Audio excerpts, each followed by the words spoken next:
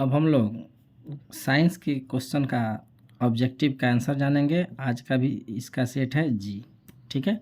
जी set के objective का total answer जाने हम लोग, किसका क्या होगा ध्यान देना है।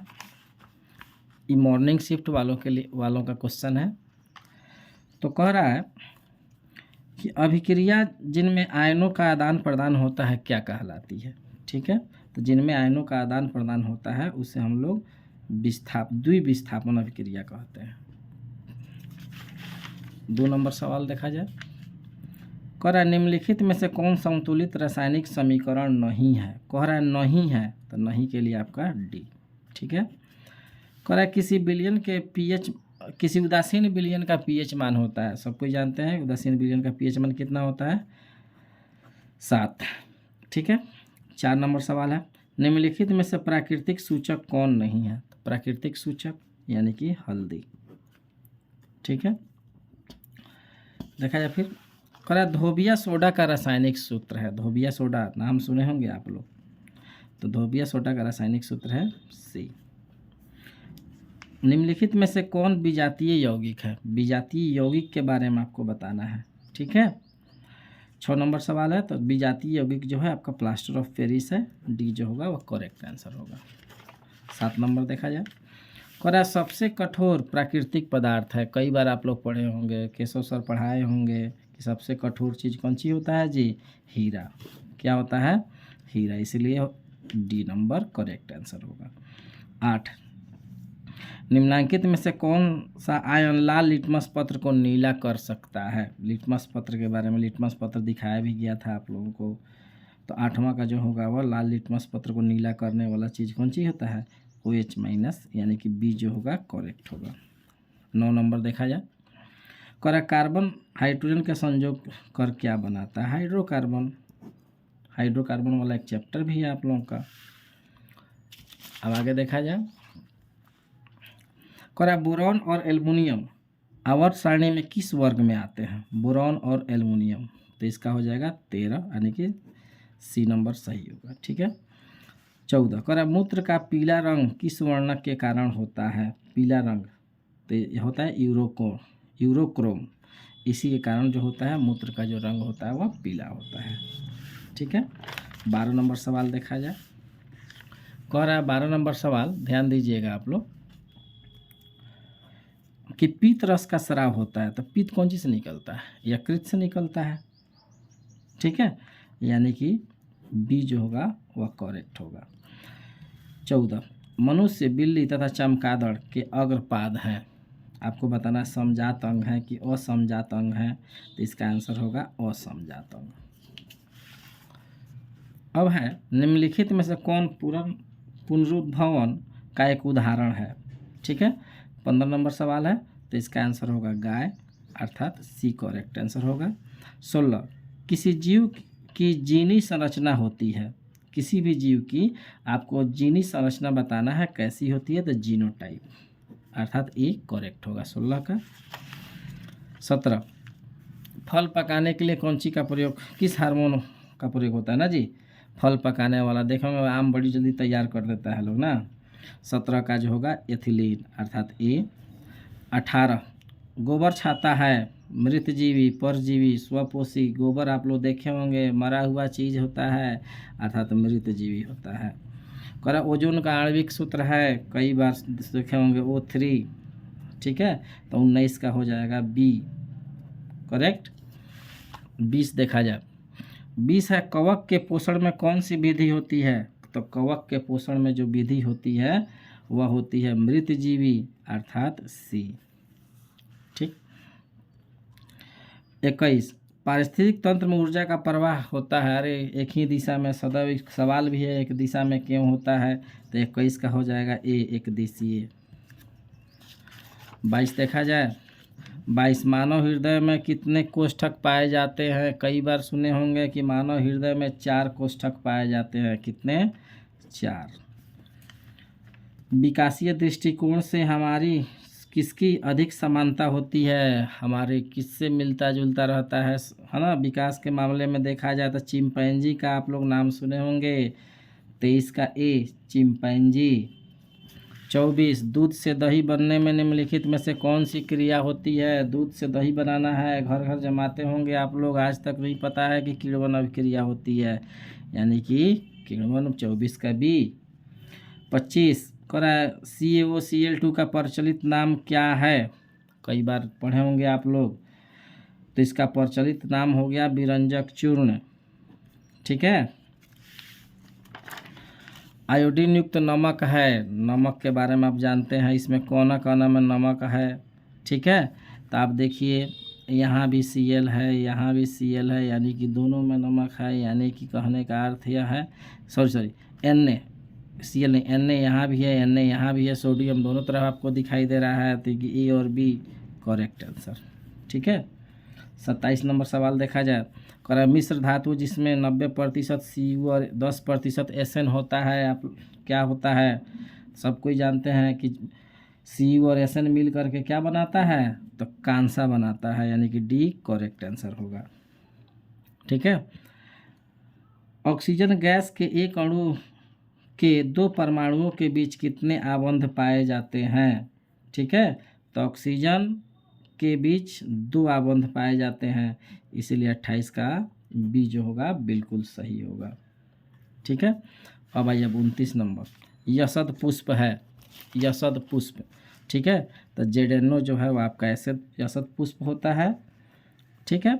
30 अम्लीय वसा अम्लों के सोडियम लवण कहलाते हैं, अम्लीय वसा अम्लों के सोडियम लवण क्या कहलाते हैं, तो साबुन। साबुन और अपमार्जक वाला चैप्टर आप लोग पढ़े होंगे।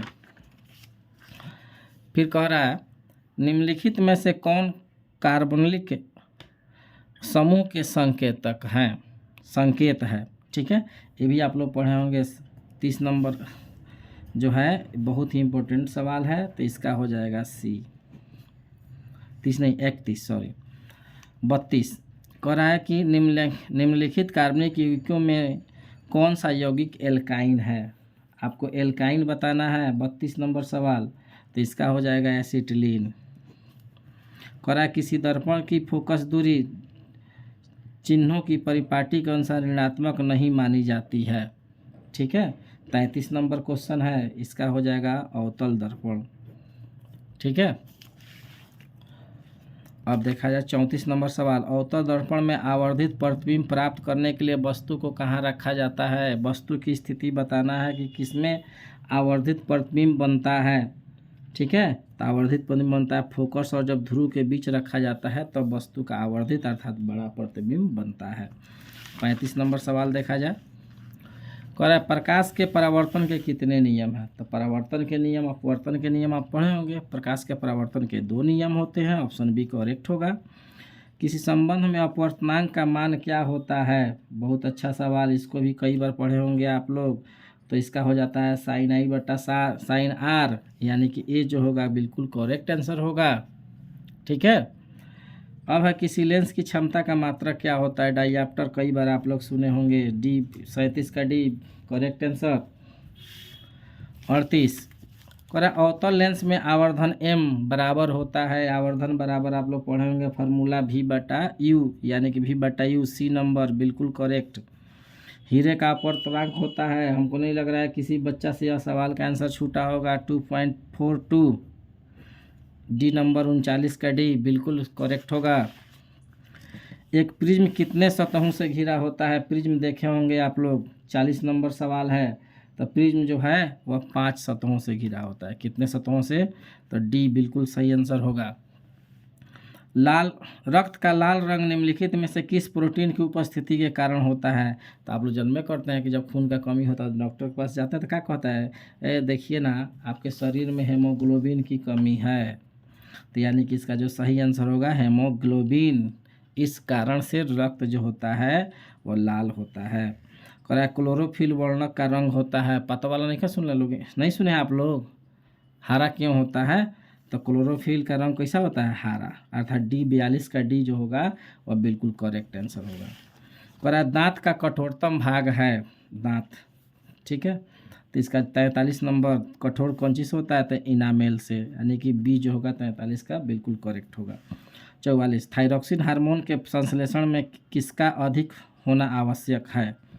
ठीक है, थायरॉक्सिन हार्मोन सुने होंगे आप लोग, थायराइड ग्रंथि के बारे में सुने होंगे, ठीक है। तो इसमें आयोडीन का होना अधिक आवश्यक है, ठीक है।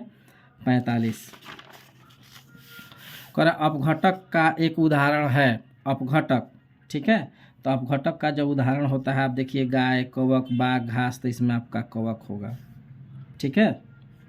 45 के बाद 46 करा पृथ्वी पर ऊर्जा का मुख्य स्रोत क्या है। तो आप जन्मे करते हैं सृष्टि में सबसे बड़ा स्रोत कौन सी है, सूर्य। क्या है, सूर्य। तो इसमें सूर्य है, हाँ सूर्य है, यानी कि डी। 47 देखा जाए, करा निम्नलिखित में से कौन पर्यावरण का हिस्सा है। तो पर्यावरण वायुमंडल भी है, जलमंडल भी है, स्थल, तो सब है जी, आ सभी दिया ही है तो सभी लगाइए। 47 का डी। 48 एक वन पारिस्थितिक तंत्र के कितने पोषी स्तर होते हैं, ठीक है। तो पोषी स्तर के भी बारे में आप लोग देखे होंगे, चित्र बना बना के आपको बताया गया होगा। तो पोषी स्तर जो होते हैं वह होते हैं 4, ठीक है। 49 निम्नलिखित में से किस लेंस को अपसारी लेंस कहते हैं। बहुत अच्छा सवाल, कई बार बनाया गया होगा। तो इसका हो जाएगा अपसारी, ठीक है। तो अपसारी जो होता है वह अवतल लेंस होता है, यानी कि 49 का हो जाएगा ए, ठीक है। अब आइए 50 करा दृश्य प्रकाश में किस वर्ण का तरंग दैर्ध्य अधिक होता है। तो सबको जानते हैं बैनिया पिनाला ना, तो जिसका सबसे ज़्यादा यानी कि लाल, यानी कि 50 का हो जाएगा सी, ठीक है। कोई दिक्कत। 51 करा प्रतिरोध का मान बढ़ाने के लिए प्रतिरोधों को जोड़ना चाहिए, मतलब किस क्रम में आप यह जोड़िएगा तब तो जाके मान बढ़ जाएगा, ठीक है। तो ये भी क्वेश्चन बहुत अच्छा है, पढ़े भी होंगे आप लोग। इसको पार्श्व क्रम में जोड़ दीजिए, प्रतिरोध का मान बढ़ जाएगा। 52 करा किस उपकरण में धन और ऋण का चिन्ह नहीं होता है, ठीक है। तो धन और माने प्लस और माइनस नहीं होता है, आपको यह बताना है। तो इसका कुंडली में प्लस माइनस का चिन्ह नहीं होता है, ठीक है। करा एक अभिसारी किरण पुंज समतल दर्पण पर आपतित होती है तो परावर्तित किरण पुंज होगा। 53 नंबर सवाल है, ठीक है। तो 53 नंबर का आंसर होगा कौन सी, समानांतर, ठीक है, अर्थात 53 का सी। 54 देखा जाए,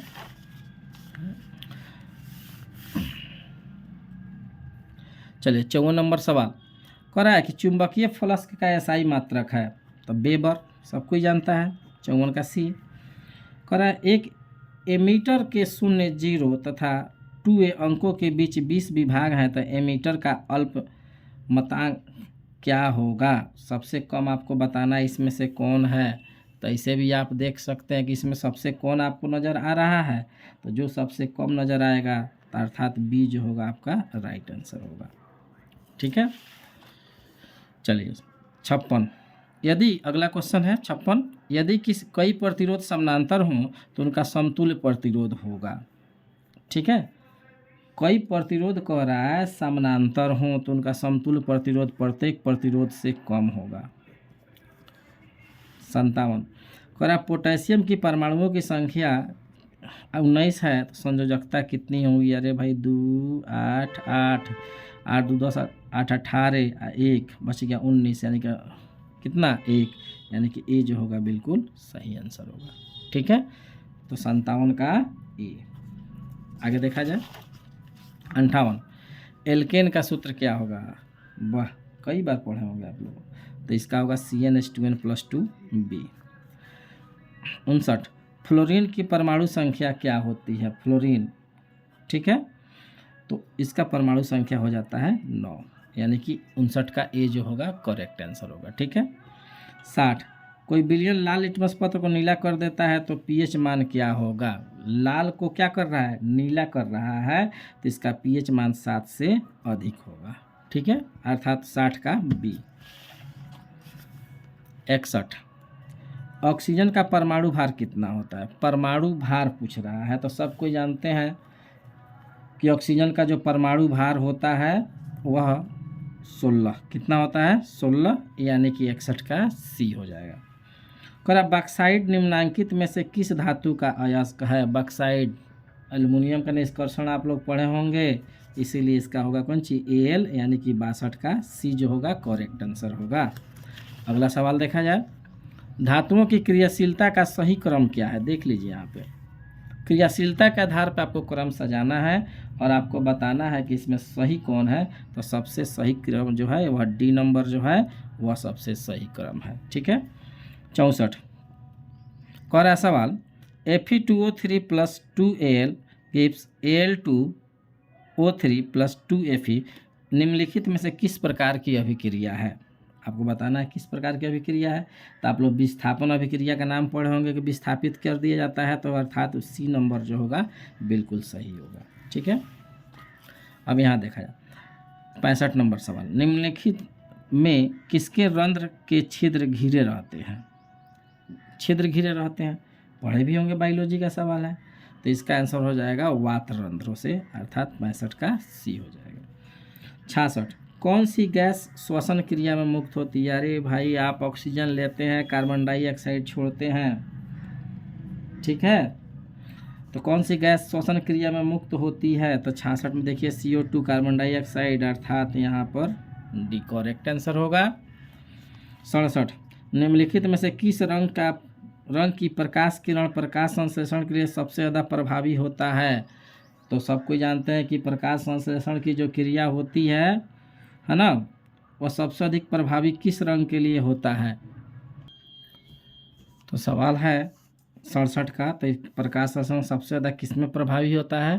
तो सबको जानते हैं कि प्रकाश संश्लेषण जो होता है वो हरे रंग में सबसे ज़्यादा प्रभावित होता है, यानी कि ए जो होगा बिल्कुल करेक्ट आंसर होगा। अब आइए 68 नंबर सवाल देखा जाए। कह रहा है ग्लूकोज के पूर्ण ऑक्सीकरण से क्या मुक्त होता है। ठीक है, ग्लूकोज जब पूर्ण ऑक्सीकरण कर लेगा तो इससे क्या मुक्त होगा। तो यानी कि इसमें सिर्फ CO2, सिर्फ ऊर्जा, सिर्फ H2O, इनमें से सभी कौन सा होगा बताइए। तो इस हिसाब से देखा जाता है ग्लूकोज में CO2, H2O, सिर्फ ऊर्जा तीनों निकलता है। तो आपका जो इनमें से सभी जो दिया है बिल्कुल करेक्ट आंसर होगा। ठीक है। अब आइए 69 नंबर कोशिका झिल्ली किस प्रकार की झिल्ली है। तो कोशिका झिल्ली सबको जानता है कि अर्धपारगम में झिल्ली होती है। तो 69 का क्या हो जाएगा सी, बिल्कुल करेक्ट आंसर होगा। ठीक है। आइए अगला क्वेश्चन देखा जाए। ATP का विस्तारित रूप है ATP, 70 नंबर सवाल है। तो इसका हो जाएगा सी, अर्थात एडिनोसिन ट्राइफास्फेट। ठीक है। 71 नंबर देखा जाए। स्टार्च की उपस्थिति की जांच के लिए किस विलयन का उपयोग होता है।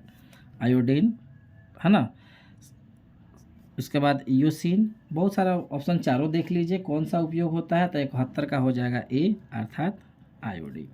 ठीक है। 72 देखा जाए। कह प्रकाश संश्लेषण की दर निम्न में से किन कारकों पर निर्भर करती है। प्रकाश संश्लेषण की दर निम्न में से किन कारकों पर निर्भर करती है। तो अर्थात इसका हो जाएगा प्रकाश के गुण पर, प्रकाश की मात्रा पर, दोनों। तो इसका हो जाएगा दोनों पर, अर्थात 72 का क्या होगा सी। 73 निम्नलिखित में से कौन ऊर्जा अनवीकरणीय स्रोत है। तो अनवीकरणीय स्रोत आपको बताना है। तो इसका देखा जाए तो सूर्य, पवन, बहता पानी, तो पेट्रोलियम इसका करेक्ट आंसर होगा। 73 का सी। 74 कह जीवाश्म ईंधन की ऊर्जा का वास्तविक स्रोत है। जीवाश्म ईंधन की ऊर्जा का वास्तविक स्रोत कौन सी है जी। तो देखा जाए 74 है। तो 74 का जो राष्ट्रीय आंसर होगा वो आपका बी होगा, सूर्य। ठीक है। जो दहन कर ऊष्मा उत्पन्न करता है उसे क्या कहते हैं। तो ईंधन कहते हैं, ईंधन जलता है। 75 का क्या होगा बी। 76 देखा जाए। कह रहे यूरो 2 का संबंध किससे है। यूरो 2 नाम सुने होंगे आप लोग। तो यूरो 2 का संबंध वायु प्रदूषण से है। ठीक है। इसके बाद है 77 नंबर सवाल कि श्वेत प्रकाश में वर्ण विक्षेपण उत्पन्न करता है। तो श्वेत प्रकाश प्रिज्म से होकर गुजरता है, आप लोग सुने होंगे। तो आंसर हो जाएगा इसका प्रिज्म, 77 का डी। 78 सौर ऊर्जा को सीधे विद्युत में बदलने वाली युक्ति को क्या कहते हैं। सौर ऊर्जा को देखे होंगे आजकल लोगों के घरों के ऊपर, ऑफिसों में ऊपर छत पर बहुत बड़े बड़े प्लेट लगे होते हैं। ठीक है। तो इसका हो जाएगा सौर सेल, यानी कि 78 का सी। चलिए 79 देखा जाए। निम्नांकित में से कौन सबसे प्रबल क्षारक है। प्रबल क्षारक का दुर्बल क्षारक आप पढ़े होंगे। तो NaOH सबसे प्रबल क्षारक होता है, 79 का ए। और 80 नंबर देखिए शुष्क बर्फ क्या है, कई बार सुने होंगे। CO2 जो होता है वह शुष्क बर्फ होता है, यानी कि 80 का बी आपका करेक्ट आंसर होगा। ठीक है। मिला लीजिए लोग कितना आपका सही है। धन्यवाद।